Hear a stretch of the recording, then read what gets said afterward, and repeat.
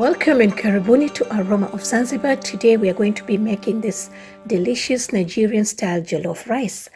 So I'm going to start by making the paste. This is where all the flavors come from. So we are using 3 red bell peppers, 2 medium-sized tomatoes, 1 large onion, some fresh ginger and garlic. And if you wish to add any heat, please go ahead and use Scotch Bonnet, habanero, or any type of red chilies that you have. So I've washed my vegetable, deseeded my red bell peppers and cut them into big chunks like this. Now I'm using a food processor to blend this, but if you don't have, you can always use a blender. Just add some liquid to it. All right. So you want it to look like that. And I'm also using a tall pot. You want to use a tall pot because when this starts boiling and bubbling, it's going to splash all over and you really don't want that mess. Okay, so on medium-high heat, I bring it to a boil, and then after that, we're going to reduce the heat and simmer for about 45 minutes to an hour. And it depends on the liquid the tomatoes have, or maybe if you have added some water in the blender, it will take longer to cook. So you're looking for this kind of consistency, dry consistency. Now my next step is to prepare the curry powder. So I've added some coriander seeds, and I'm using mustard seeds. You can use yellow or black. Some cumin seeds as well, some black pepper, some cloves. And we're also going to be using some whole cardamoms and some cinnamon sticks. You can use cinnamon powder as well if you want to. And we're going to roast this, and some fennel seeds as well. And I've got a little quarter size of nutmeg. You could use powder or you could use a grated one. So we're going to roast this for about 5 minutes. Let it cool, and then I'm going to blend this into a nice powder. Grind it. Now, this is a curry powder that I got this recipe from. By the way, this recipe is from my favorite chef blogger, Grated Nutmeg. Terry has shared his how he makes his curry powder. Most of the curry powders are the same. You know, the ingredients are the same.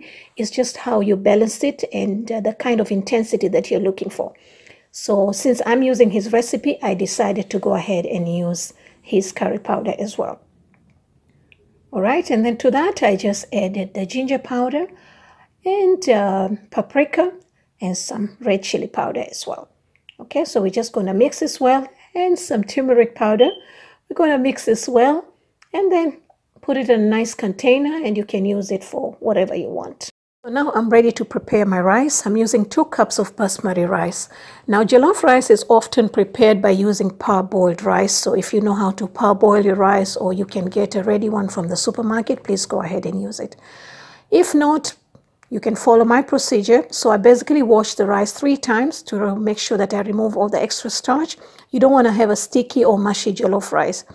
And then I'm also going to share a tip that I also found it in Terry's blog, is to soak the rice in warm hot water, not too hot, for about 30 minutes, and that will help the grains, that's warm water there, to soften without them breaking down or being mushy while cooking, all right, or sticky for that matter. So these are my main ingredients here. I've got my onions already sliced, and this is a paste that I actually prepared it 3 days ahead. And tomato paste. I'm also using Terry's curry powder, also 3 days ahead I prepared it. And we're going to be using some chicken stock. Please make sure your stock or broth that you use is really well flavored.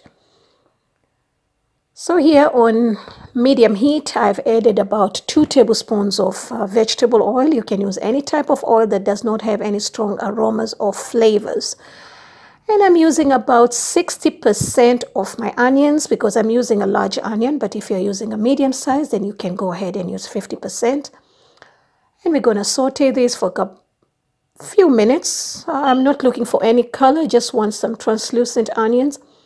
And added some bay leaves and some fresh grated or ginger paste.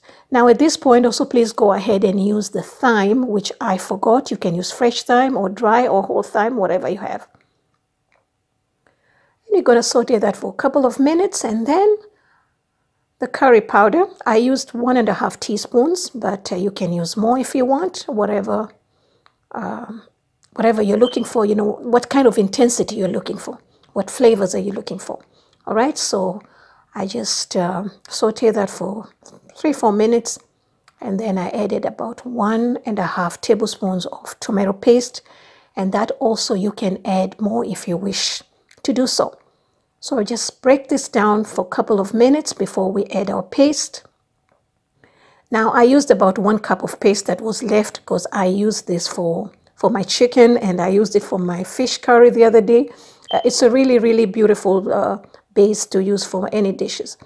And then also I added a little bit of the chicken stock, and you're just going to add it gradually, simply because you don't want to add too much liquid, because you don't want your rice to be mushy. You can always add more when you need. So I did not use all the 3 cups.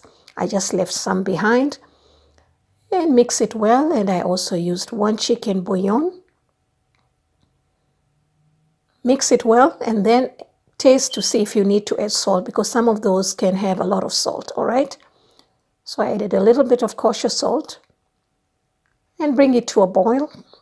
And once it comes to a boil, then it's time to add the rice. So drain the rice, remove all the water, and then now we're going to put the rice to the boiling stew. Now you want to make sure that you do not have too much liquid. You want your liquid and your rice to be at the same level, not to cover it.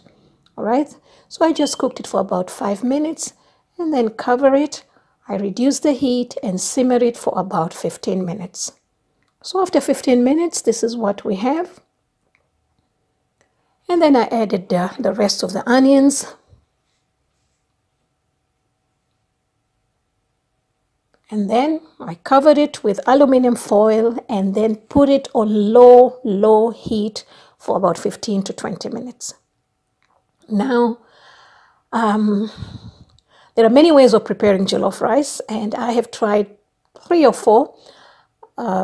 I preferred this one, so I did ask Terry from Grated Nutmeg if I could use his recipe. That was about 2 years ago.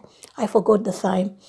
So after 15 minutes, this is our rice. As you can see it, it's so nice, and the grains are so beautiful, and it smells amazing. And you can serve this with anything that you want, but I believe you can use a fish, or you can do grilled chicken, which I did. And if you want to try any type of meat like beef or lamb, yeah, please check out Shuna's kitchen. She did the lamb. We were supposed to post it together, but I was too busy that week. So the chicken, I grilled it, and I used the paste, the bell pepper paste, to marinate the chicken with a little bit of fresh garlic and ginger and extra paprika, and it tasted really, really amazing. I also used it for fish curry the other day. So I just garnish it with some onions and some cilantro, and I served it with plantain. I air fried mine, and my okra. This is a Swahili touch, and kachumbari. So thank you so much. For more recipes, please visit me at Aroma of Zanzibar, and you'll find the ingredients in this page, and I'll also put the link to Terry's blog on the description box below. Thank you.